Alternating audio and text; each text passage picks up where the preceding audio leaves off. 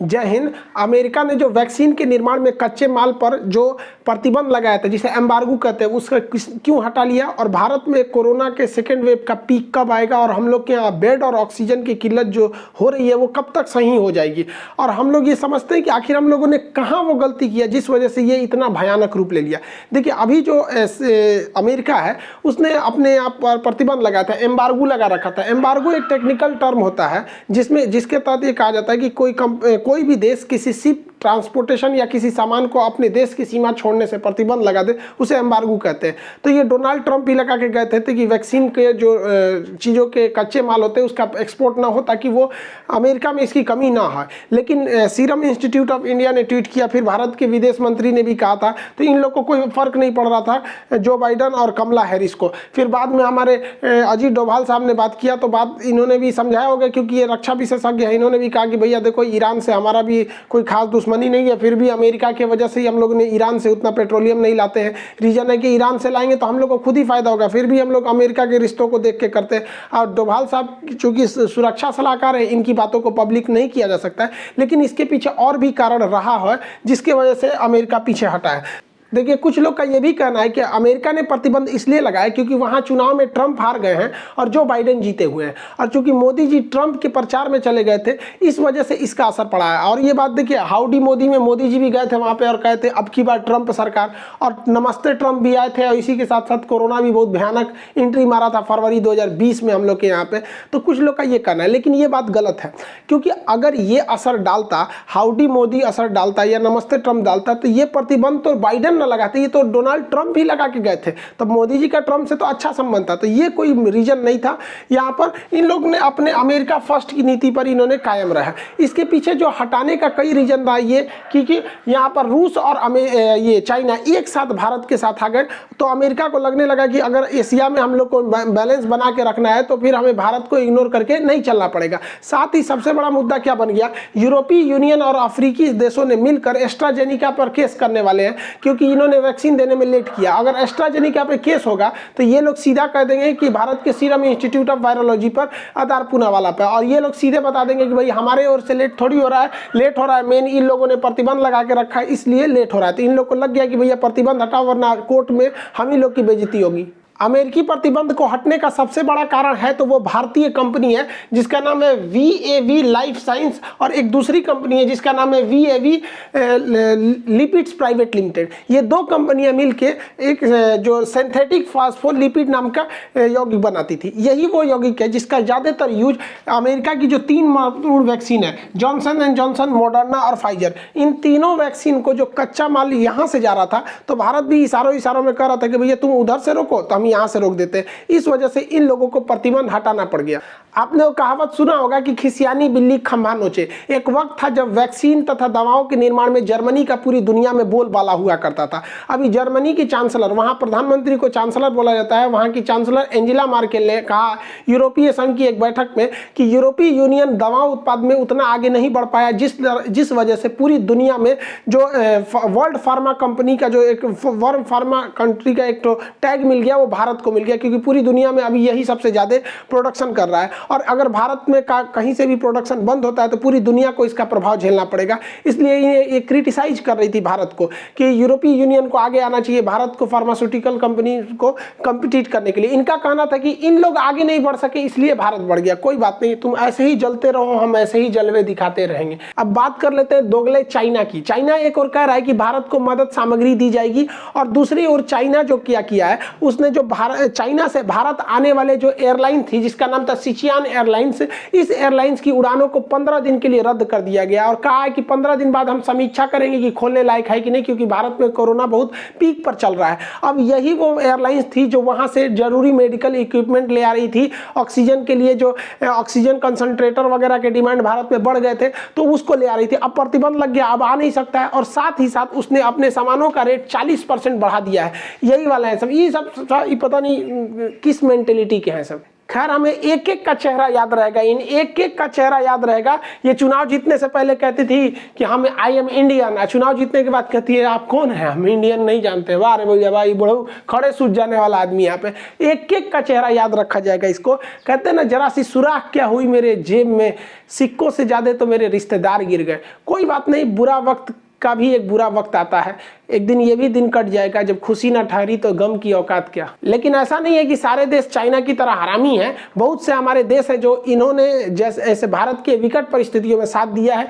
UAE जो है उन्होंने आश्वासन दिया है कि यूएई हमेशा भारत के साथ है। उन्हें बुर्ज खलीफा को एक संदेश के रूप में तिरंगे में एलईडी शो में दिखाया कि वो भारत के साथ है। सऊदी अरब ने 80 टन लिक्विड ऑक्सीजन को एयरलिफ्ट के थ्रू भारत में भेजा है। सिंगापुर भी अपने यहाँ से क्रायोनिक टैंकर इत्यादि की सप्लाई कर रहा है। फ्रांस की बात करेंगे तो फ्रांस ने तो भारत में ऑक्सीजन के जनरेटर ही भेज दिए हैं। मतलब वो ऑक्सीजन ने, देखिए मान के चलिए ऑक्सीजन आएगा तो खत्म ही हो जाएगा ना, फिर से भरना पड़ेगा। तो फ्रांस ने भारत में बड़े पैमाने पर ऑक्सीजन जनरेटर की सप्लाई कर रहा है ताकि भारत में ऑक्सीजन की कमी ना हो। इतने देश ही नहीं, मतलब आगे बहुत सा देश जैसे ब्रिटेन के बोरिस जॉनसन हो गए, इन्होंने भी खुलेआम भारत की समर्थन की बात किया है। साथ ही हमारा पुराना मित्र इजराइल ने भी कहा, क्योंकि इजराइल तो अभी कोरोना मुक्त हो गया है। यूरोपीय यूनियन का भी कहना है कि वो भारत के साथ है। और इस बीच आप चीन को देखिए, पाकिस्तान जिससे मतलब उम्मीद नहीं की जा रही थी, पाकिस्तान के अब्दुल सत्तार ईदी फाउंडेशन है, इन्होंने बहुत बेहतरीन काम किया। पाकिस्तान में ये बहुत अच्छा काम करते हैं। इनका स्लोगन ये no religion is higher than humanity, मानवता से बड़ा कोई धर्म नहीं होता है।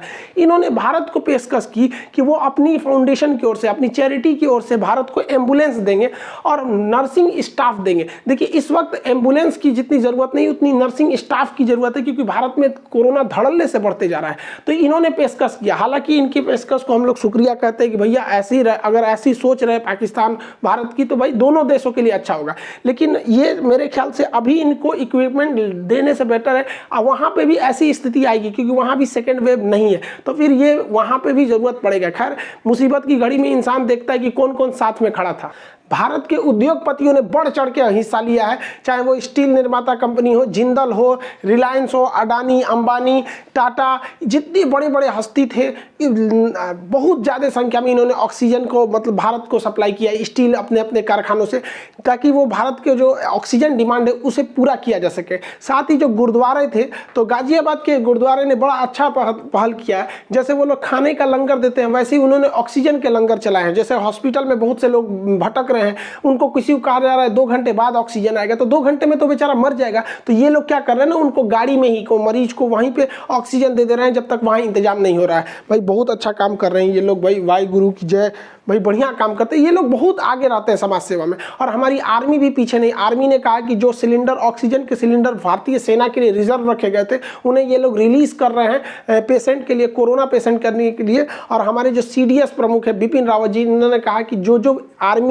आर्मी मेडिकल कोर के जो डॉक्टर्स थे जो अभी हाल फिलहाल में रिटायर हो गए हैं, वो अपने अपने डिस्ट्रिक्ट के कोरोना केयर सेंटर में जाके अपनी सर्विस को दे, ताकि मेडिकल के जो स्टाफ है उनकी कमी को पूरी किया जा सके। 2020 में जब कोरोना की स्टार्टिंग हुई थी तो एक अलग से फंड बनाया गया था, PM केयर फंड। उसमें बहुत सारे लोगों ने मतलब पैसे दिए थे। इसके बारे में पूरा डिटेल निकल के नहीं आ पाया था, लेकिन एक रफली आंकड़ा ये था कि प्राइवेट कंपनियों ने लगभग 5000 करोड़ का मतलब दिया था, पब्लिक कंपनियों ने मिला था, टोटल लगभग 10,000 करोड़ के आसपास का वहां पे कलेक्शन था। कुछ आंकड़े कहते हैं कि 4000 करोड़ के आसपास, लेकिन अभी कभी ऑफिशियली इसका नहीं डिटेल दिया गया कि, हालांकि ये जो PM केयर फंड है ये विवादों में भी रहा था कि इसका डिटेल न दिए जाने वजह से। लेकिन अब इसी PM केयर फंड से भारत के लगभग हर जिले को लेकर 551 PSA ऑक्सीजन प्लांट लगाए जा रहे हैं। ये एक छोटे ऑक्सीजन प्लांट होते हैं। हालांकि पहले 2020 में 162 लगा दिए गए थे, अभी 550 और लगाए जाएंगे। इसका खर्च जो आएगा लगभग 400 करोड़ रुपए आएगा। हालांकि ये PM केयर फंड से लगाया जा रहा है, इसमें बहुत अच्छी बात है यहाँ लगाने वाला। ये होता है एक pressure swim absorbent oxygen plant. ये एक छोटा सा प्लांट होता है, बहुत बड़ा नहीं होता है। इसे हर हॉस्पिटल के पीछे जहाँ ऑक्सीजन प्लांट होता है वहीं से लगा दिया जाता है। ये हवा से ऑक्सीजन को सक करता है और हवा में केवल 21% ऑक्सीजन होता है, बाकी 78% नाइट्रोजन होता है। तो ये उसे छाट करके और उसमें जो प्योर ऑक्सीजन को भेजता है 90% प्योर ऑक्सीजन भेजता है। जबकि जो ऑक्सीजन सिलेंडर होता है, लिक्विड ऑक्सीजन सिलेंडर, उसमें 98% होता है। तो अगर ये PSA प्लांट लग जाएंगे तो कोई भी मरीज 24 घंटे उसके लिए ऑक्सीजन अवेलेबल रहेगा, वो ऑक्सीजन की कमी से फिर नहीं मरेगा। ये जल्दी से जल्दी लग जाना चाहिए यहाँ पर, और इसे लगाना बहुत ज़्यादा ज़रूरी है, क्योंकि ऑक्सीजन का हमारे देश में इतने ज़्यादा कोरोना के मरीज बढ़ रहे हैं कि अब उन्हें बचाया भी जा सकता है, लेकिन ऑक्सीजन की कमी इतनी ज़्यादा है कि गवर्नमेंट भी कुछ नहीं कर पा रही। गवर्नमेंट ने रेमडेसिविर के उत्पादन को बढ़ाने के लिए 25 नई फैक्ट्रियों को खोलने की मंजूरी दे दी गई है। इसके साथ ही अब रेमडेसिविर का जब ये फैक्ट्री लग जाएंगी तो 3 लाख डोज पर डे के हिसाब से इसका उत्पादन होने लगेगा, और भारत में यही रेशियो लग रहा है मरीजों के मिलने का। लेकिन सारे मरीजों को ये देना जरूरी नहीं है, इसमें 50% ऐसे भी मरीज हैं जो होम आइसोलेशन से भी ठीक हो जाते हैं सब। और इन पर रेमडेसिविर का जो प्राइस बढ़ गया था स्कैर्सिटी की वजह से, उसमें प्राइस में भी 30% की कमी आएगी। जबकि आपको जान के ताज्जुब होगा कि भारत में रेमडेसिविर इतना ज्यादा हो गया था दिसंबर के महीने में कि इनकी फैक्ट्रीज के पास स्टॉक हो गया था, इन्होंने उस बोतलों को बर्बाद किया, उसको डिस्ट्रॉय करके फेंका, और दिसंबर के बाद जनवरी फरवरी में इनका नील प्रोडक्शन रहा था। जबकि इसमें गवर्नमेंट को सोचना चाहिए कि आगे का सेकेंड वेव आएगा कि नहीं आएगा, स्टॉक में ऑक्सीजन रखा जाए कि नहीं रखा जाए, दवाइयों को स्टॉक में रखा जाए कि नहीं रखा जाए। एक आम इंसान क्या कर सकता है? खूब से खूब सोशल डिस्टेंसिंग करेगा, मास्क लगाएगा, इससे ज्यादा एक आम इंसान क्या कर सकता है? वो बैठ के ये डिसाइड करेगा कि सेकेंड वेव आ रहा है कि थर्ड वेव आ रहा है, ये गवर्नमेंट का काम है ना। लेकिन गवर्नमेंट सोई रह गई थी, वहां पे कुछ नहीं किया था वहां पे सेकेंड वेव के समय में। और आपको जान के ताज्जुब होगा कि अभी तक भारत में जीनोम सीक्वेंसिंग नहीं हो पाई है। जो सेकेंड वेव आया है, जो ब्राजील का वो जो सीक्वेंस है, जो ये ब्रिटेन का म्यूटेंट है, या साउथ अफ्रीका वाला है, चाइना ने एक काम तो सबसे तेजी से किया कि उसके यहाँ जैसे वायरस आया 1 महीने के अंदर अंदर उसका जेनेटिक कोड उसने पूरी दुनिया को बता दिया, जिस वजह से इतनी जल्दी वैक्सीन आ पाई है। और भारत में अभी तक जो जितने स्ट्रेन है उसका कोई भारत के पास जेनेटिक सीक्वेंस नहीं है।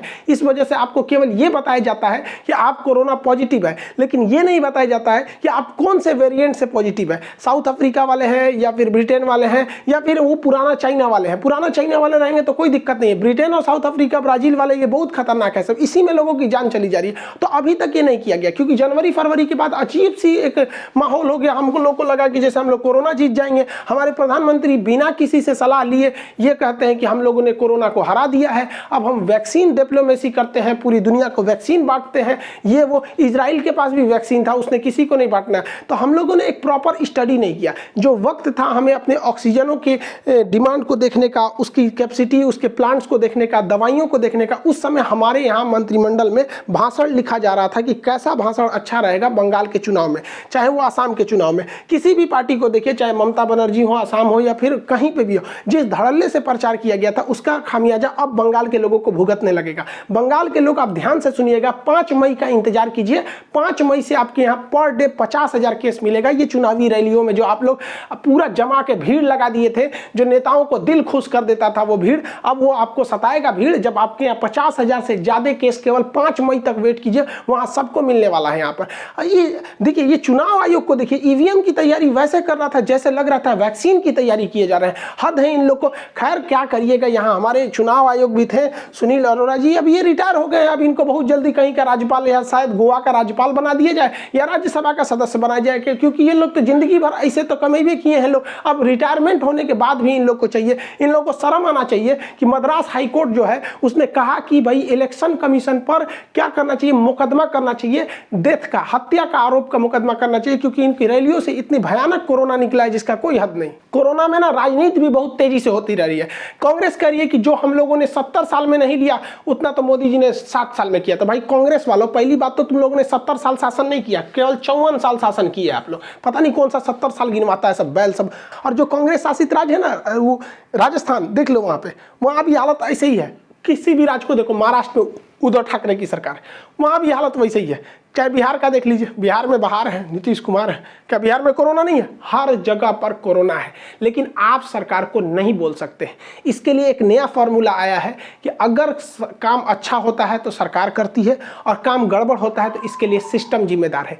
ये जो नया खोज हुआ है ना, ये अशोक के 14वें शिलालेख से हुआ है। क्योंकि अशोक ने भी अपने 14वें शिलालेख में लिखा था कि मैंने समाज की भलाई के लिए बहुत अच्छे काम किए हैं, फिर भी कुछ काम छूट गए हैं तो उसके लिए अशोक जिम्मेदार नहीं है। इस शिलालेख पर लिखने वाला व्यक्ति जिम्मेदार है। तो अब देश की हालत के लिए कोई नेता, कोई भी प्रधानमंत्री या मुख्यमंत्री जिम्मेदार नहीं है। इस स्थिति के लिए सिस्टम जिम्मेदार है। याद रखिएगा, कौन जिम्मेदार है? सिस्टम। कोरोना महामारी में ही बंगाल का चुनाव हो गया, पिछले साल बिहार का चुनाव हो गया, मध्य प्रदेश में मध्यवर्ती चुनाव हो गया। ये चुनाव कितना खराब चीज है आप ऐसे समझिए कि जब सरकार की किरकिरी हो रही है तो इस बीच ट्वीट डिलीट किया जा रहा है। बताओ, कोरोना की वैक्सीनेशन जरूरी नहीं है, इलाज जरूरी नहीं है, ऑक्सीजन जरूरी नहीं, ट्वीट डिलीट कराना है, मतलब अभी भी छवि बची हुई है। योगी आदित्यनाथ जी पिछले साल 2020 में इतने एक्टिव थे कोरोना को लेकर कि नोएडा के डीएम को बीच मीटिंग में डांट दिए थे, फिर इलाहाबाद से ट्रांसफर करके विकास अलवई को लेके गए थे वहां पर। लेकिन इस बार क्या हुआ? इस बार ढील क्यों हुआ पता है आपको? इलाहाबाद हाईकोर्ट बोलते रह गया कि प्रयागराज में, बनारस में लॉकडाउन की जरूरत है, लेकिन नहीं लगाया गया यहाँ पे, क्योंकि यहाँ पर अभी पंचायत चुनाव हो रहा है। हम गलत बोल दिए, ये सिस्टम जिम्मेदार है। सॉरी, आप सारे महामहिम लोगों को सॉरी, आप लोग की कोई गलती नहीं है, सिस्टम जो। Thank you. अब हम लोग को एक और चीज़ मिल गया, अगर हम लोग से कोई गलती हो जाती है तो इसके बाद किसी भी गलती के लिए कोई जिम्मेदार नहीं है, केवल सिस्टम जिम्मेदार है। सिस्टम का कोई माई बाप नहीं है। हम ट्वीट को डिलीट कराकर या अपनी मीडिया का मुंह दबाकर केवल अपने देश में अपना कंधा ऊंचा कर सकते हैं, लेकिन जब वही बातें जब विदेशी मीडिया में जाती है तो बहुत शर्म लगता है कि जिसे कहा जाता था मुस्कुराइए आप लखनऊ में है, उसके शमशान घाट का फोटो अमेरिका के द वाशिंगटन जो न्यूयॉर्क टाइम्स में पूरे फ्रंट लाइन में छापा जाता है। भारत की यह तस्वीर पूरी दुनिया को दिखा दिया गया यहाँ पर। और ये हमारे देश की तरह अखबार नहीं है, इसे वेल प्रतिष्ठित अखबार माना जाता है। यहाँ पे पूरी दुनिया में एक चीज का क्रिटिसाइजम हो रहा है कि भारत अति आत्मविश्वास में, चुनाव की रैलियों में, त्योहारों में जो बिना नियम का पालन किए हुए जो धड़ल्ले से नियम कानून की धज्जियां उड़ाई गई, उसी का नतीजा है ये जो सेकेंड वेव आई है सुनामी की तरह। देखिए, ये सेकेंड वेव आई जरूर तेज है। अब काम की बात करते हैं, ये सेकेंड वेव जाएगी भी बहुत तेज, लेकिन आपको 15 से 20 मई याद रखिएगा, ये डेट बड़ी खतरनाक है। इस बीच आप लोग देखिएगा भारत में पर डे 6 लाख से ज्यादा मरीज मिलने लगेंगे, क्योंकि इस बीच तक हम लोग के पास इंफ्रास्ट्रक्चर है ही नहीं है। जो ऑक्सीजन प्लांट बोले गए हैं लगाने के लिए या जो लग रहे हैं, इन्हें 15 से 20 दिन लग जाएंगे। इस बीच आप अपने आप को बचा के रखिए, आपके लिए और देश के लिए बेटर है। देहात में क्या होता था, हम लोग के यहाँ जब कभी बारात ज़्यादा आ जाती थी और खाना घट जाता था तो हम लोग बाराती को बताते नहीं थे कि खाना घट गया, हम लोग उन्हें एक प्रोग्राम में लेके चले जाते थे। इधर से आप कुछ मंत्र बोलिए, उधर से वो बोलते थे। कंपटीशन होता था कि हम कितना जानते हैं, आप कितना जानते हैं, लड़की वाला और लड़का वाला। ये कंपटीशन 1-1.5 घंटा चलता था, लोग भूल जाते थे। इसी बीच जो जब खाना बन जाता था तो गांव के बुजुर्ग आदमी बोलते थे, अरे अरे चलिए चलिए बारात को पहले खाना तो खिला दीजिए, उधर खाना बन जाएगा। इसलिए ये 15 दिन वेट कीजिए ताकि सरकार जो लगा रही है ऑक्सीजन प्लांट वगैरह वो अच्छे से लग जाए। उसके बाद आप देखिएगा कि जिस तरह से ये कोरोना का सेकेंड वेव आया है उसी तरह से ये डाउन होगा। 20 मई के बाद ये तेजी से डाउन होने लगेगा। फर्स्ट वेव की तरह धीरे धीरे डाउन नहीं होगा, ये अचानक डाउन होगा। कोरोना को कंट्रोल करने के लिए सबसे जरूरी है तो वैक्सीनेशन। 1 मई से सबको वैक्सीनेशन लगना चालू हो जाएगा। लेकिन इस वैक्सीन की समस्या यह है कि हर गली मोहल्ले तक पहुंचाने की समस्या है, ट्रांसपोर्टेशन के लिए, क्योंकि ये जो किट है इस किट में कैसे ले जाया जाए। तो भाई साहब एक बात नहीं समझ में आता है, जितने पैरामेडिकल स्टाफ है इन्हें मोहल्ले तक में डिस्ट्रीब्यूट कीजिए और आपको वैक्सीन इन्हें पहुंचाने की जरूरत नहीं है। भारत सरकार को चाहिए कि जितने शहर है, हर शहर में आइसक्रीम की छोटी छोटी फैक्ट्री लगी रहती है जहां आइसक्रीम बनता है, वहां आइसक्रीम वालों को कांटेक्ट करे, वहां एक अधिकारी बैठाए भारत सरकार और उस आइसक्रीम वाले को पूरी वैक्सीन दे दे और उन्हें बताए कि भाई जो तुम्हारा ये बर्फ वाला ठेला होता है ना, इसमें भी उतने टेम्परेचर होता है जितना टेम्परेचर चाहिए आपके ये वैक्सीन को। इनको कहिए ये गली मोहल्ले तक पहुंचा देंगे। जिस तरह से मोहल्ले मोहल्ले में पोलियो ड्रॉप पिलाया गया ना, ये आइसक्रीम वाले चाहे ना तो मोहल्ले मोहल्ले घर घर जाके वैक्सीनेशन का काम कर सकते हैं। इनके साथ बस नर्स लगा दीजिए, एक मोहल्ले में एक नर्स रहेगी, ये आइसक्रीम लगाएगा, इसमें पास वो होता है भोपू पोपू पोपू बोलते रहता है, सब लोग आके लगवाइए लेंगे यहाँ पर। अब बताइए गर्मी का दिन आ रहा है, ये बेचारे उम्मीद में थे कि हमारा रोजगार मिलेगा, तो भारत सरकार इनका रोजगार भी नहीं ले सकती। इनसे सहयोग लीजिए और इनको जो दिहाड़ी के हिसाब से जो सैलरी बनता है वो हिसाब से दे दीजिए, इनका रोजगार भी नहीं जाएगा। इससे क्या है कि हमारा देश और देशवासी दोनों खुश रहेंगे। हमें रोजगार बहुत चला गया लोगों का यहाँ पर, तो गवर्नमेंट सोच रही कि हम कैसे ले जाएंगे गली गली तक वैक्सीनेशन को, कैसे ले जाएंगे। आप देखिए ना, भारत जुगाड़ का देश है, यहाँ जुगाड़ पे पूरा देश टिका है। जो यहाँ का जुगाड़ नहीं सीखा वो क्या सीखा। जब तक दवाई नहीं तब तक ढिलाई नहीं। अपने हाथों को बार बार अच्छे से धोते रहिए। कभी स्कूल से हाथ धोइए, कभी नौकरी से हाथ धोइए, कभी सैलरी से हाथ धोइए, कभी पेंशन से हाथ धोइए, कभी बिजनेस से हाथ धोइए, तो कभी अपने दुकान से हाथ धोइए। लेकिन जब तक बीमारी है तब तक हाथ धोते रहिए, क्योंकि सरकार हमारे साथ है, हमें कुछ नहीं हो सकता है, बस हाथ धोते रहना है हम लोग को। इस तस्वीर को देखिए, ये पत्नी अपने पति के बीमार स्थिति को लेकर ऑटो से हॉस्पिटल में आई। हॉस्पिटल में ऑक्सीजन की कहीं भी व्यवस्था न होने की वजह से बेचारी कहीं भी फ़ोन लगाती रह गई, कोई रिस्पॉन्स करने वाला नहीं था। और यहाँ पर इतनी बुरी स्थिति हो गई कि जब इसके पति का सांस रुकने लगा तो ये बेचारी महिला अपने मुंह से पति को सांस देती रही ताकि उसके फेफड़े में सांस पहुंचाया जा सके, लेकिन यह सिस्टम के आगे हार गई और अपने पति को नहीं बचा पाई। इस महिला के लिए इससे बड़ा दुख की बात क्या हो सकता है कि उसके गोद में उसके पति ने दम तोड़ दिया। ये ऐसा देश देखने के लिए हम लोग थे। हाँ, ऐसा देश देखने के लिए कितना दुख की बात है हम लोग के लिए कि रामनवमी के पावन महीने में जहाँ गली गली में जय श्री राम के नारे गूंजते थे, आज उसी गलियों में राम नाम सत्य है से चिताएं गूंज रही हैं। रमजान के मुकद्दस महीने में जब लोग खरीदारी करने ईद की खुशियों से निकलते थे, आज वही लोग ईद के कपड़े नहीं बल्कि कफन खरीदने के लिए निकल रहे हैं। हम सब बहुत लड़ा करते थे हिंदू मुस्लिम के लिए, आज न हिंदू खतरे में है न मुसलमान खतरे में, ये दोनों खतरे के बाहर आ गए हैं। लेकिन अफसोस की बात है ये दोनों सांस नहीं ले पा रहे हैं। गुजर रही है जिंदगी एक ऐसे मुकाम से, अपने ही दूर हो रहे हैं जरा सी जुकाम से। सारी कायनात में एक कातिल बीमारी की हवा हो गई, वक्त ने ऐसा सितम ढाया कि दूरियां ही अब दवा हो गई।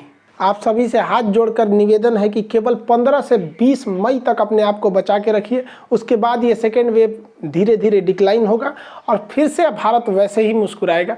लेकिन थोड़ा सा होता क्या है कि बुरा वक्त बड़ा देर से कटता है, लेकिन क्या कीजिएगा, रात कितनी भी बड़ी हो, सुबेरे होने से नहीं रोक सकती है। मिलेंगे नेक्स्ट क्लास में। जय हिंद।